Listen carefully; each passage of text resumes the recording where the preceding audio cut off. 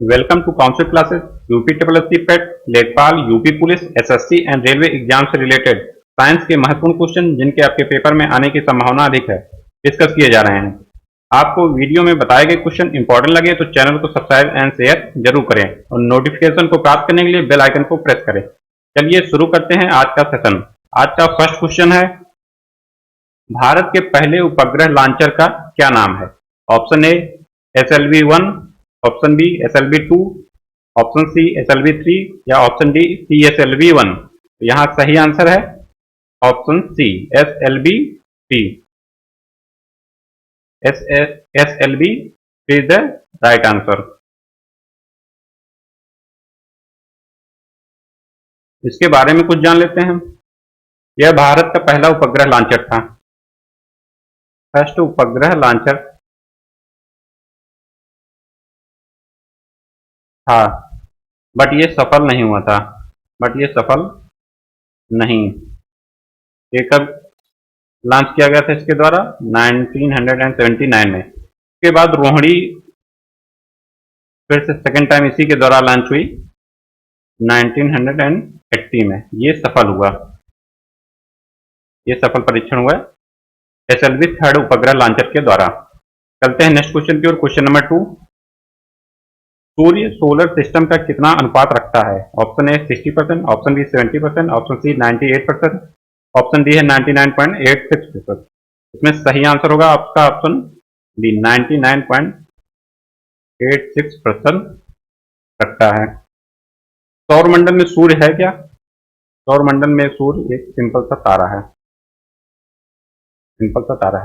देखते हैं next question. Question number 3, मेघाच्छादन रात की अपेक्षा निर्मल रात अधिक ठंडी होती है, इसका कारण है? मेघाच्छादन रात की अपेक्षा निर्मल रात अधिक ठंडी होती है, इसका कारण है? ऑप्शन ए चालन, सेकंड द्रवण, थर्ड विकिरण या फोर्थ ऑप्शन सूर्य ताप। इसका सही आंसर होगा आपका ऑप्शन सी विकिरण। विकिरण के कारण ही यह अधिक ठंडी होती है, या विकिरण के द्वारा ही मेघाच्छादित जो रात होती है, जब मेघाच्छादन पूरा छाया हुआ रहता है रात में, तो फिर ये गर्म भी होता है और इसके न रहने पे ये ठंडी रहेगी। इसमें कारण क्या है? विकिरण। विकिरण है क्या इसमें देख लेते हैं।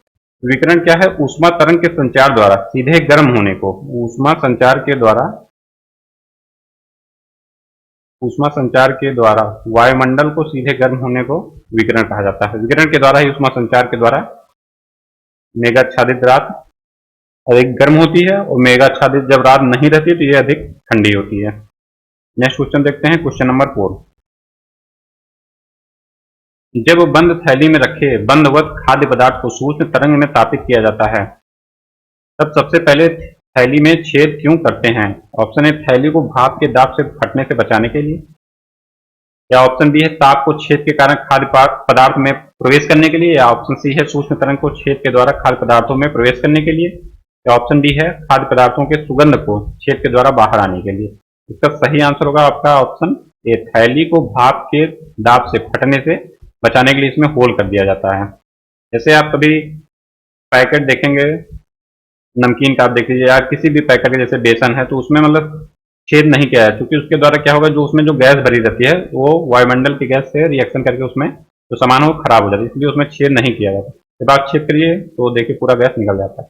और यहाँ क्या होता है, जब बंद थैली में रखे बंदवत खाद्य पदार्थ को सूक्ष्म तरंग के जब तापित किया जाता है, उसमें जब टेम्परेचर दिया जाता है तब उसमें छेद बना दिया जाता है, क्योंकि जब टेम्परेचर आप देंगे नीचे से तो उसमें क्या होगा, अंदर प्रेशर बढ़ेगा तो थैली क्या हो जाएगी, फट जाएगी, इसलिए हल्का सा उसमें छेद कर दिया जाता है। देखते हैं नेक्स्ट क्वेश्चन। क्वेश्चन नंबर 5, जब किसी पाषाण खंड को पानी में डुबोया जाता है तो वह पानी को विस्थापित कर देता है। ऑप्शन ए घनत्व, ऑप्शन बी है विशिष्ट गुरुत्व, या ऑप्शन सी है द्रव्यमान, या ऑप्शन डी है आयतन। इसका सही आंसर होगा आपका ऑप्शन डी आयतन। कोई भी पदार्थ, जैसे आपका ये गिलास है, गिलास में जल है, इसमें जब कोई आप टुकड़ा डालेंगे किसी भी पदार्थ का, लोहे का हो गया या मान लेते हैं, तो ये जितना इसका आयतन होगा लोहे का, उतना ही जल की सतह क्या होगी, ऊपर होगी। ये जितना इसका आयतन रहेगा तो ऊंचाई उतनी ही बढ़ेगी, उतना है अपने आयतन के ही बराबर वो विस्थापित करता है। नेक्स्ट क्वेश्चन देखते हैं। क्वेश्चन नंबर 6, बहुत उच्च तापमान को मापने के लिए हम प्रयोग करते हैं मरकरी तापमापी का, प्लेटिनम प्रतिरोध तापमापी का, या ताप वैद्युत उच्च तापमापी का, या इनमें से कोई नहीं। इसका सही ऑप्शन होगा आपका ऑप्शन बी, प्लेटिनम प्रतिरोध तापमापी का। नेक्स्ट क्वेश्चन देखते हैं, क्वेश्चन नंबर 7। आजकल सड़कों पर रोशनी के लिए प्रायः पीले लैंपों का प्रयोग किया जाता है। किन लैंपों का प्रयोग किया जाता है? पीले लैंपों का। उन लैंपों में से गैस का प्रयोग, कौन सी गैस का प्रयोग किया जाता है? ऑप्शन ए है सोडियम, सेकंड है नियान, थर्ड है हाइड्रोजन, या फोर्थ है नाइट्रोजन। इसका सही आंसर होगा आपका ऑप्शन ए, सोडियम। सोडियम का ही प्रयोग क्यों किया जाता है? क्योंकि ये एक वर्णी होता है। एक वर्णी का अर्थ क्या है? एक वर्णी मतलब तरंगदैर्घ्य जो होती है इसकी, तरंगदैर्घ्य जो होती है वो निश्चित होती है। मीन्स तरंगदैर्घ्य इसकी फ्लक्चुएट नहीं करती, चेंज नहीं होती बार बार, तो इसलिए एक वर्णी के रूप में सोडियम को जाना जाता है। इसलिए सोडियम का यूज किया जाता है पीले लैंप को। जैसे बारिश हो रही है, बारिश होने की वजह से इसकी जो लाइट होती है वो स्कैटरिंग नहीं करती, मतलब छितराती नहीं है, जिससे वो दूर तक मतलब दिखाई देता है। चलते हैं नेक्स्ट क्वेश्चन की, क्वेश्चन नंबर 8। ऑप्टिकल फाइबर का आविष्कार किसने किया था? ऑप्शन ए सैमुअल कोहेन के द्वारा, ऑप्शन बी नरेंद्र कपानी के द्वारा, या ऑप्शन सी है पर्सी एल स्पेंसर के द्वारा, या ऑप्शन डी है टी.एच. महमाह के द्वारा। तो सही ऑप्शन होगा आपका ऑप्शन बी, नरेंद्र कपानी के द्वारा। ऑप्टिकल फाइबर का यूज कहाँ कहाँ होता है?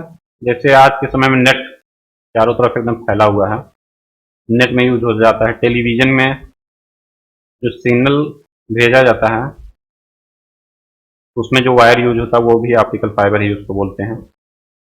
नेक्स्ट क्वेश्चन देखते हैं, क्वेश्चन नंबर 9। पनडुब्बियां पानी में चलती हैं, उनके इंजनों में निम्नलिखित में से किस ईंधन का प्रयोग किया जाता है? ऑप्शन ए है पेट्रोल तथा ऑक्सीजन का, ऑप्शन बी है डीजल का, ऑप्शन सी है बैटरी का, ऑप्शन डी है भाप का। इसमें यूज किसका होता है? भाप का यूज होता है। Option D is the right answer. Next question देखते हैं, क्वेश्चन नंबर 10।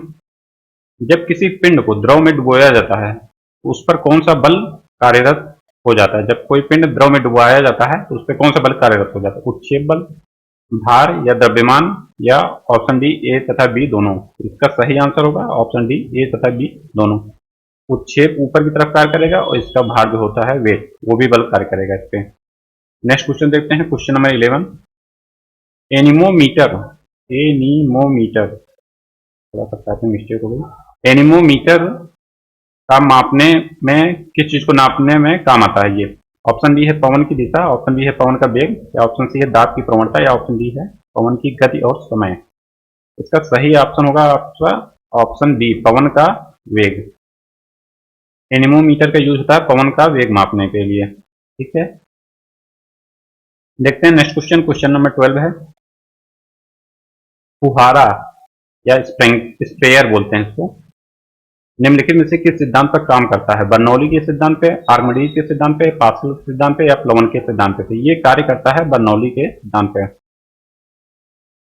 बर्नौली के प्रमेय का बेसिक सिद्धांत यह था, जिस पाइप से कोई द्रव बहता है वो पाइप जितना उसका मतलब त्रिज्या कम होगी, उसकी स्पीड जो है उतनी तेज होगी, द्रव का बाहर निकलने का एग्जिट पॉइंट पे स्पीड उतनी तेज होगी। ये बेसिक इसका फंडा है, बेसिक समझिए इसका।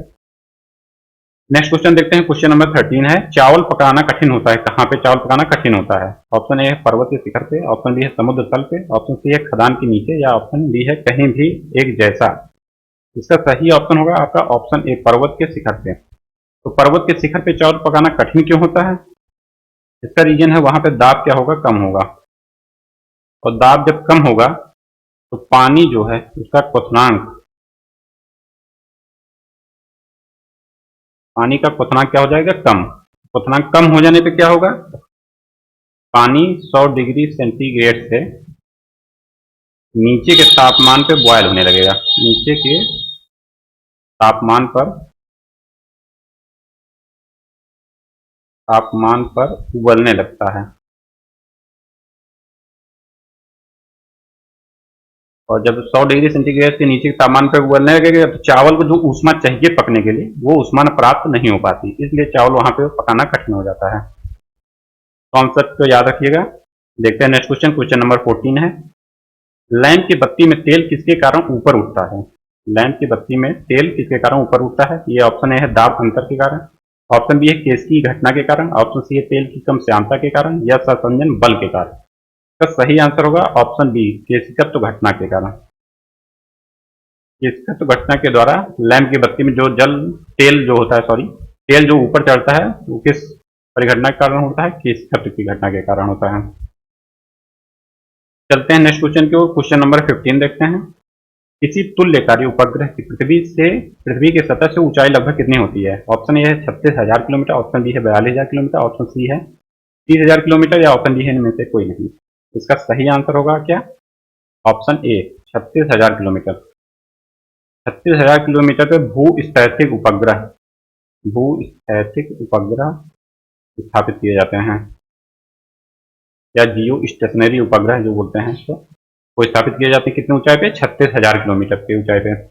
नेक्स्ट क्वेश्चन देखते हैं। क्वेश्चन नंबर 16 है। पानी की बूंदों का तैलीय पृष्ठ पर न चिपकने का कारण क्या है?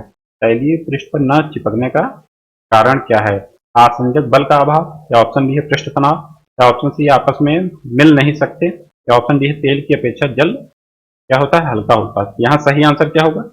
ऑप्शन ए, आसंजक बल का अभाव होता है। तो यहाँ ऑप्शन ये है आसंजक बल। तो आसंजक बल क्या होता है इसके बारे में थोड़ा सा जान लेते हैं। जब भिन्न भिन्न पदार्थों के अणुओं के मध्य, जब भिन्न भिन्न पदार्थ मतलब जैसे अलग अलग पदार्थ हों, जब भिन्न भिन्न पदार्थ के मध्य कोई बल लगे तो उसको कौन सा बल बोलते हैं? आसंजक बल बोलते हैं। और सहसंजक इसी तरह के एक हो जाता है सहसंजक बल। सहसंजक बल ये क्या होता है? जब एक ही पदार्थ के दो अणु, सहसंजक बल किसमें लगता है? जब एक ही पदार्थ के दो अणु, एक ही पदार्थ के दो अणुओं के मध्य जो बल लगे, अणुओं के मध्य जो बल लगता है, अणुओं के मध्य जो बल लगता है उसको क्या बोलते हैं? सहसंजक बल बोलते हैं। तो यहाँ पे क्या है? आसंजक बल का अभाव है। जैसे आसंजक बल का अभाव न रहता तो वो एकदम से चिपक जाते हैं। ये अभाव अगर न रहता तो वो क्या होते हैं? दोनों चिपक जाते हैं। आसंजक बल का अभाव है इसलिए वो चिपक नहीं रहे हैं।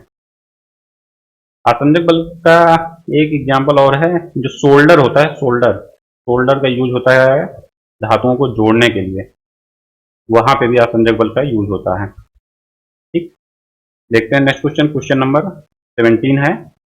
निम्नलिखित में से कौन ऊष्मा का सबसे कम चालक है? ऑप्शन ए है चांदी, ऑप्शन बी है तांबा, ऑप्शन सी है सीसा, या ऑप्शन डी है पारा। इसका सही ऑप्शन होगा क्या? ऑप्शन सी, सीसा क्या होता है? ऊष्मा का सबसे कम चालक है। नेक्स्ट क्वेश्चन देखते हैं। क्वेश्चन नंबर 18 है। विद्युत तापी साधन के लिए तापी घटक बनाने के लिए जिस मिश्र धातु का प्रयोग किया जाता है वह कौन सी है? Option A solder, option B है मिश्र धातु इस्पात, या ऑप्शन सी है नाइक्रोम, या ऑप्शन डी है जर्मन सिल्वर। इसमें किसका प्रयोग किया जाता है? प्रयोग किया जाता है ऑप्शन सी, नाइक्रोम का। ठीक, देखते हैं नेक्स्ट क्वेश्चन। Question number 19। उत्कृष्ट धातु को घोलने के लिए निम्नलिखित में से एक का प्रयोग किया जाता है। किस एक का प्रयोग किया जाता है? नाइट्रिक एसिड का, या हाइड्रोक्लोरिक एसिड का, या सल्फ्यूरिक एसिड का, या एक्वा रेजिया का। इसमें प्रयोग किया जाता है एक्वा रेजिया का। Option D is the right answer. Next question देखते हैं। क्वेश्चन नंबर 20 है। स्वर्ण निम्नलिखित में से किस पदार्थ में घुल जाता है? स्वर्ण किस पदार्थ में घुल जाता है? हाइड्रोक्लोरिक अम्ल में, नाइट्रिक अम्ल में, या एक्वा रेजियम या एसिटिक अम्ल में। का सही आंसर होगा ऑप्शन सी, एक्वा रेजियम है। नेक्स्ट क्वेश्चन देखते हैं। Question number 21। पोर्टलैंड सीमेंट में जिप्सम मिलाने से मदद मिलती है। ऑप्शन देख लेते हैं क्या है। सीमेंट का सामर्थ्य बढ़ाने में, या सीमेंट के शीघ्र जमने में, या सीमेंट को शीघ्र जमने से रोकने में, या सीमेंट की लागत कम करने में। इसका सही आंसर होगा ऑप्शन सी, सीमेंट को शीघ्र जमने से रोकने के लिए इसमें जिप्सम मिलाया जाता है। नेक्स्ट क्वेश्चन देखते हैं। क्वेश्चन नंबर 22 है। धक्का सह प्रायः स्टील बनाए जाते हैं क्योंकि, धक्का सह प्रायः स्टील बनाए जाते हैं क्योंकि वह भंगुर नहीं होता, या उसकी प्रत्यास्थता कम होती है, या उसकी प्रत्यास्थता अधिक होती है, या कोई गुण नहीं। या तन्य का कोई गुण नहीं होता है। तन्य मतलब इलास्टिसिटी का कोई गुण नहीं होता। इसमें सही आंसर होगा क्या? Option C. इसमें प्रत्यास्थता अधिक होती है। प्रत्यास्थता अधिक होने पर क्या होगा? जब कोई फोर्स लगता है तो वो उसको बियर कर पाएगा, और उसमें क्या है, फटीग पॉइंट जल्दी नहीं आएगा, मतलब वो टूटेगा नहीं। तो इलास्टिसिटी एक गुण होता है किसी भी मतलब धातु का, तो वो बियर करती है फोर्स को, तो जल्दी टूटती नहीं है जब तक वो थ्रेशोल्ड पॉइंट के पार न हो जाए उस पॉइंट के। चलते हैं नेक्स्ट क्वेश्चन की ओर, देखते हैं। क्वेश्चन नंबर 23 है, जंग से बचाने के लिए लोहे से बने पाइपों पर जंग की परत चढ़ाने को क्या कहते हैं? जंग से बचाने के लिए लोहे से बनी पाइपों पर जस्ते की परत जो चढ़ाई जाती है उसको क्या कहते हैं? जस्ते की परत चढ़ाना, या मिश्र धातु बनाना, या वल्कनीकरण करना, या यसदीकरण करना। इसका सही ऑप्शन होगा ऑप्शन डी, यसदीकरण। इस पूरी प्रक्रिया को यसदीकरण या इंग्लिश में गैल्वेनाइजेशन प्रक्रिया बोलते हैं, जिसके ऊपर उसमें क्या होता है, लोहे को कोटिंग की जाती है जस्ते से। देखते हैं नेक्स्ट क्वेश्चन। क्वेश्चन नंबर 24 है, निम्नलिखित में से किसमें शीशे की मात्रा अधिक पाई जाती है? ऑप्शन ए है कोयला, ऑप्शन बी है खाना पकाने की गैस, या ऑप्शन सी उच्च ऑक्टेन वाला ईंधन, या ऑप्शन डी है निम्न ऑक्टेन वाला ईंधन। इसका सही आंसर होगा क्या? ऑप्शन सी, उच्च ऑक्टेन वाला ईंधन। उच्च ऑक्टेन वाले ईंधन में क्या होगा, शीशे की मात्रा अधिक होती है। नेक्स्ट क्वेश्चन देखते हैं। क्वेश्चन नंबर 25, निम्नलिखित में से कौन सी धातु स्वतंत्र अवस्था में पाई जाती है? Option A aluminium, option B है सोना, ऑप्शन सी है लोहा, या ऑप्शन डी है सीसा। इसका सही आंसर होगा ऑप्शन बी, सोना। सोना जो है मुक्त अवस्था में पाई जाती है। नेक्स्ट क्वेश्चन देखते हैं। क्वेश्चन नंबर 26 है, निम्न में से कौन सा लौह अयस्क है?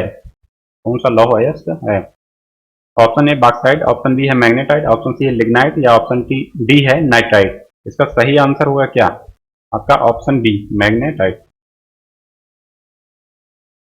नेक्स्ट क्वेश्चन देखते हैं। क्वेश्चन नंबर 27 क्या है? सीडेराइट किसका अयस्क है? साइंस में छोटे छोटे सूत्र, फार्मूला, मतलब कि किस के क्या सूत्र हैं, या सोडियम बाइकार्बोनेट जैसे एग्जाम्पल हो गया, या सोडियम कार्बोनेट हो गया, या कैल्शियम सल्फेट हो गया, तो या अयस्क, ऐसे छोटे छोटे क्वेश्चन, या मात्रक, या साइंस में बायोलॉजी में हो गया विटामिन, विटामिन के साथ साथ कौन सी बीमारी होती है, और छोटे छोटे पॉइंट मतलब कोशिका से लेके, ये सब ऐसे पूछे जाते हैं, सामान्य नॉलेज को मिला के पूछे जाते हैं किसी भी एग्जाम में। इसको याद रखना है, और बार बार आप इसका प्रैक्टिस करते रहेंगे तो आपको पूरा एकदम कंठस्थ हो जाएगा। देखते हैं नेक्स्ट क्वेश्चन क्या है? सीडेराइट किसका अयस्क है? ऑप्शन ए है कॉपर, ऑप्शन बी है टिन, ऑप्शन सी है एल्यूमिनियम, या ऑप्शन डी है आयरन। तो इसका सही आंसर होगा ऑप्शन डी, आयरन। सीडेराइट किसका अयस्क है? आयरन का। नेक्स्ट क्वेश्चन देखते हैं। क्वेश्चन नंबर 28, कठोर स्टील में होता है क्या? 2 से 5% कार्बन, या 0.5 से 1.5% कार्बन, या 0.1 से 0.4% कार्बन, या 0.01 से 0.04% कार्बन तक। इसका सही आंसर क्या होगा? ऑप्शन बी होगा इसका, 0.5 से 1.5% कार्बन इसमें पाया जाता है कठोर स्टील में। नेक्स्ट क्वेश्चन देखते हैं। क्वेश्चन नंबर 29 है, सीमेंट बनाने के लिए किसमें मिश्रण को खूब तप्त किया जाता है? ऑप्शन ए है सॉरी चूना पत्थर और ग्रेफाइट में, ऑप्शन बी है चूना पत्थर और मृतिका में, ऑप्शन सी है चाक और ग्रेफाइट में, ऑप्शन डी है मृतिका और ग्रेफाइट में। इसका सही आंसर होगा ऑप्शन बी, चूना पत्थर और मृतिका में। चूना पत्थर और मृतिका में इसको खूब गर्म किया जाता है। नेक्स्ट क्वेश्चन देखते हैं। क्वेश्चन नंबर 30, कोसा झिल्ली का प्रमुख कार्य क्या है? ऑप्शन ए है प्रोटीन संश्लेषण, ऑप्शन बी है लिपिड संश्लेषण, ऑप्शन सी है कोसा के अंदर बाहर जल तथा घुलनशील पदार्थों के आवागमन का नियंत्रण, या इनमें से कोई नहीं। इसका सही आंसर होगा क्या? ऑप्शन सी, कोसा के अंदर बाहर जल तथा घुलनशील पदार्थों के आवागमन का नियंत्रण। सबसे पहले इसके बाद ये जानेंगे इसमें क्या है, कोसा झिल्ली है क्या। तो कोसा झिल्ली एक अर्धपारगम्य झिल्ली होती है, अर्धपारगम्य झिल्ली होती है, जो क्या करती है, एक तो पहली बात तो ये सजीव होती है, अर्धपारगम्य झिल्ली और सजीव। ठीक, उसके बाद क्या है इसका यूज क्या है, ये जीव द्रव्य को घेर कर रखती है। ठीक, जीव द्रव्य को घेर कर रखती है। और कोसा झिल्ली कितने लेयर में बनी होती है? ये 3 लेयर में होती है। इसमें जो बाहरी लेयर होती है, बाहरी लेयर और एकदम अंदरूनी लेयर ये किसकी बनी होती है? ये प्रोटीन की बनी होती है। ठीक। और जो मध्य लेयर होती है ये किसकी बनी होती है? लिपिड या वसा की। इतना फैक्ट याद रखिएगा इसके बारे में कोसा झिल्ली के। नेक्स्ट क्वेश्चन देखते हैं, क्वेश्चन नंबर 31। डीएनए को किसने अंतःपात्र में बनाया है? ऑप्शन ए है आर्थर कोनबर्ग के द्वारा, ऑप्शन बी है रॉबर्ट हुक के द्वारा, ऑप्शन सी है एडवर्ड जेनर के द्वारा, या ऑप्शन डी है जोसेफ लिस्टर के द्वारा। इसका सही आंसर होगा ऑप्शन ए, आर्थर कोनबर्ग के द्वारा। नेक्स्ट क्वेश्चन देखते हैं, क्वेश्चन नंबर 32। पौधे के किस भाग को केसर के रूप में इस्तेमाल किया जाता है सॉरी। केसर क्या है? देखिए मसाला का टाइप है, मसाला का प्रकार है। ऑप्शन ए इसमें देखते हैं क्या है, ये बाहदल या पखंडी, या सी ऑप्शन है पुंकेसर, या ऑप्शन डी है वर्तिका तथा वर्तिकाग। तो केसर का रूप में इस्तेमाल किस भाग को किया जाता है पौधे के? ये इसका सही आंसर होगा ऑप्शन डी, वर्तिका और वर्तिकाग्र का यूज किया जाता है केसर के रूप में। देखते हैं नेक्स्ट क्वेश्चन, क्वेश्चन नंबर 33। शर्करा या यीस्ट द्वारा किल्वनीकरण करने पे कौन सा उत्पाद प्राप्त होता है? शर्करा या यीस्ट द्वारा कौन सा उत्पाद प्राप्त होता है? एथिल एल्कोहल का, या ऑप्शन बी है यह है किण्वन प्रक्रिया जो होती है, किण्वन किण्वन प्रक्रिया के द्वारा कौन सा उत्पाद प्राप्त होता है? एथिल एल्कोहल का, ऑप्शन बी है मेथिल एल्कोहल का, या ऑप्शन सी है ग्लूकोज या फ्रक्टोज, या ऑप्शन डी है फिनॉल का। इसका सही आंसर होगा ऑप्शन ए, एथिल एल्कोहल। क्या होगा? ऑप्शन ए, एथिल एल्कोहल इसमें प्राप्त होता है उत्पाद के रूप में। नेक्स्ट क्वेश्चन देखते हैं, क्वेश्चन नंबर 34 है। एथेनॉल के व्यावसायिक उत्पादन में कौन सा खमीर प्रयोग में लाया जाता है? Option A Candida albicans, option B Saccharomyces cerevisiae, option D है कैंडिडा स्लूफी, या ऑप्शन डी है ल्यूकोस्पोरोडियम या ल्यूकोस्पोरोडियम फ्राइजीडियम। इसका सही आंसर क्या होगा? Option B Saccharomyces cerevisiae. इसका यूज किया जाता है इसके उत्पादन में एथेनॉल के। नेक्स्ट क्वेश्चन देखते हैं, क्वेश्चन नंबर 35 है। प्रकाश संश्लेषण के द्वारा हरे पौधे क्या पैदा करते हैं? कार्बनिक द्रव्य, अकार्बनिक द्रव्य, खनिज या पोषक तत्व। इसका सही आंसर होगा कार्बनिक द्रव्य। कार्बनिक द्रव्य पैदा करते हैं ये। नेक्स्ट क्वेश्चन देखते हैं, क्वेश्चन नंबर 36। वह कौन सा पौधा है जो अपने भोजन के लिए कीटों को पकड़ता है? तो कीटों को पकड़ेगा कौन, पहले ये जानिए। कीटों को पकड़ेगा नाइट्रोजन जिसमें कमी होती है वो। ठीक। इसका देखते हैं ऑप्शन क्या है, डहेलिया, साल्विया, या यूट्रिकुलेरिया, या बालसम। इसका सही आंसर होगा यूट्रिकुलेरिया। और यूट्रिकुलेरिया तो हो ही गया, उसके बाद कौन कौन से और पौधे हैं जो मतलब नाइट्रोजन के लिए कीटों को पकड़ते हैं? तो वो नाम है ड्रोसेरा। ड्रोसेरा एक पौधा था वो पकड़ता है, और दूसरा क्या है सेरोसेनिया। इसी तरह का अन्य कई ऐसे पौधे हैं, लेकिन ये इंपॉर्टेंट है, इसको याद रखिएगा पहले। नेक्स्ट क्वेश्चन देखते हैं, क्वेश्चन नंबर 37 है। कोशिकीय श्वसन क्रिया होती है केंद्रक में, कोशाद्रव्य में, माइटोकॉन्ड्रिया में, या हरित लवक में? इसका सही आंसर होगा ऑप्शन सी, माइटोकॉन्ड्रिया में। माइटोकॉन्ड्रिया में कोशिकीय श्वसन क्रिया संपन्न होती है। देखते हैं नेक्स्ट क्वेश्चन, क्वेश्चन नंबर 38। निम्नलिखित में से कौन सा कवकनाशी है? कवकनाशी कौन सा है? Option A DDT, option B Bordeaux मिश्रण, ऑप्शन सी है काइनेटिन, ऑप्शन डी है इनमें से कोई नहीं। इसका सही आंसर होगा ऑप्शन बी है बारडेक्स मिश्रण। नेक्स्ट क्वेश्चन देखते हैं, क्वेश्चन नंबर 39। पत्तियों में स्टार्च की उपस्थिति के परीक्षण के लिए प्रयोग में लाया जाने वाला अभिकर्मक कौन सा है? स्टार्च की उपस्थिति का पता ये परीक्षण जो किया जाता है अभिकर्मक कौन सा यूज होता है ये देखना है इसमें। इसका ऑप्शन क्या है, आयोडीन विलियन, ऑप्शन बी है फेलिंग्स विलियन, ऑप्शन सी है बेनेडिक्ट विलियन, या ऑप्शन डी है मिलनस अभिकर्मक।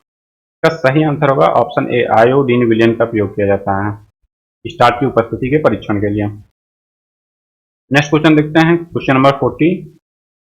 क्वेश्चन नंबर 40 क्या है, कृत्रिम प्रकाश पर्णहरित नष्ट कर सकता है, प्रकाश संश्लेषण का कारण हो सकता है, या पर्णहरित का संश्लेषण कर सकता है, या ऑप्शन डी है प्रकाश संश्लेषण का कारण नहीं हो सकता है। इसका सही आंसर होगा प्रकाश संश्लेषण का कारण हो सकता है। कृत्रिम प्रकाश का मतलब होगा जैसे हम लोग बल्ब का यूज करते हैं, इसके द्वारा भी प्रकाश संश्लेषण की क्रिया हो सकती है। प्रकाश संश्लेषण के लिए कोई जरूरी नहीं कि सूर्य का प्रकाश ही हो, वो कृत्रिम प्रकाश के द्वारा भी क्रिया हो सकती है, जैसे बल्ब या किसी और अन्य जहाँ से प्रकाश उत्पन्न हो उसके द्वारा भी प्रकाश संश्लेषण की क्रिया हो सकती है। ये आज का लास्ट क्वेश्चन है। ऐसे ही आप हमारे सेशन को देखते रहिए, like and subscribe and share करते रहिए। Thank you so much. मिलते हैं नेक्स्ट वीडियो में।